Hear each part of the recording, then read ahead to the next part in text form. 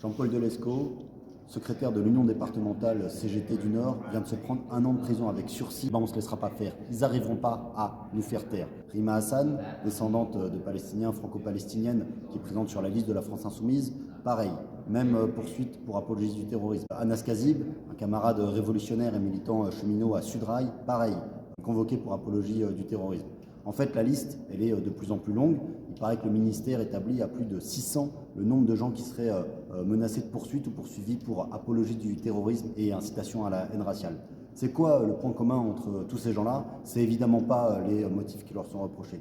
La seule chose qui est en commun, c'est la solidarité avec le peuple palestinien que nous exprimons toutes et tous dans les rues, dans les médias, à tout instant, depuis plusieurs mois maintenant. Parce qu'évidemment, il n'y a aucune mesure de répression, aucune poursuite de quelque ordre que ce soit pour tous ceux qui soutiennent le génocide en cours perpétré par l'État d'Israël. Ceux qui le soutiennent, pas juste avec des mots, mais aussi avec les armes qui lui sont fournies à l'État d'Israël par Biden et les puissances occidentales dont Macron et la France. Cette répression pour faire taire ceux qui sont en solidarité avec le peuple palestinien, en fait, elle s'inscrit dans un contexte plus global de répression contre tous ceux qui veulent contester la politique de Macron et de son gouvernement. La CGT, elle recense plus de 1000 cas de répression de militants syndicaux dans les entreprises, parce que oui, la révolte et la contestation, il y en a à tous les niveaux.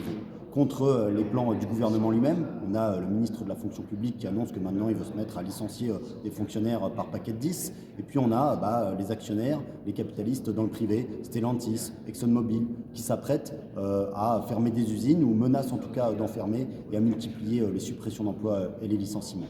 Alors face à tout ça, que ce soit sur la Palestine pour défendre nos conditions de vie, nos conditions d'existence, on ne se laissera pas faire. Ils n'arriveront pas à nous faire taire. C'est un message haut et fort qu'on se propose de porter dans la rue et puis de manière plus générale avec tous ceux qui veulent contester la politique de gouvernement sur tous les sujets.